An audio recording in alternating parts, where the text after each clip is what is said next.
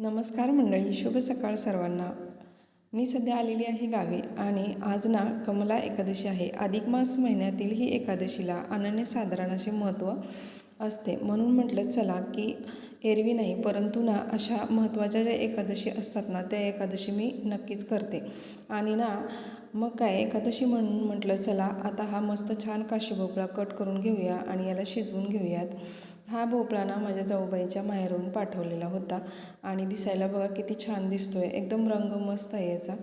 आणि नंतर मग काय केलं, कुकर घेतला, त्याच्यामध्ये थोड्याशा काशी भोपळ्याच्या बिया घालून घेतल्या आणि कट केलेला हा भोपळासुद्धा याच्यामध्ये घालून घेतला आणि नंतर वरतून थोडंसं याच्यामध्ये पाणी घालून घेतलं आणि थोडीशी साखर घालून घेतलेली आहे. तर इथे ना साखरेऐवजी तुम्ही थोडासा गूळ पण घालून घेऊ शकता. आणि याला छान असं मी शिजवून घेतलेलं आहे, 3 शिट्ट्या करून घेतल्या. आता भोपळा छान शिजत आहे तोपर्यंत मग मला इकडे साबुदाणा खिचडी पण बनवायची होती. आणि मग काय भोपळा छान शिजला नंतर इथे मी खिचडी बनवायला घेतली आणि खिचडीसुद्धा एकदम सोप्या पद्धतीनेच बनवलेली आहे.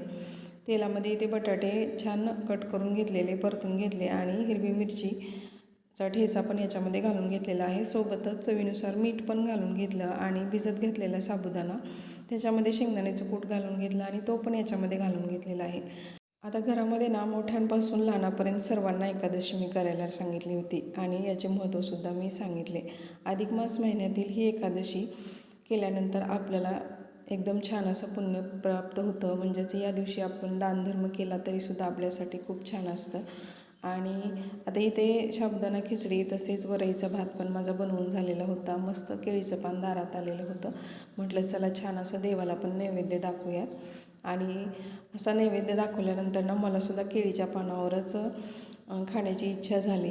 आणि इथे बघा छान अशी पूजा झालेली आहे, नैवेद्य पण दाखवून घेतलेला आहे. आणि नंतर मग काय मी पण मला खायला पान वाढून घेतलं, केळीचं पान मस्त घेतलं, त्याच्यावरती दही आणि नंतर ना हा शिजवलेला काशी भोपळा घालून घेतला.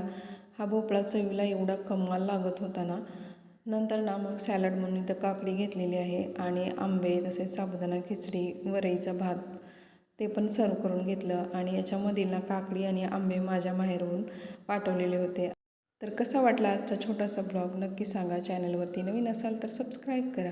परत भेटूया, तोपर्यंत बाय.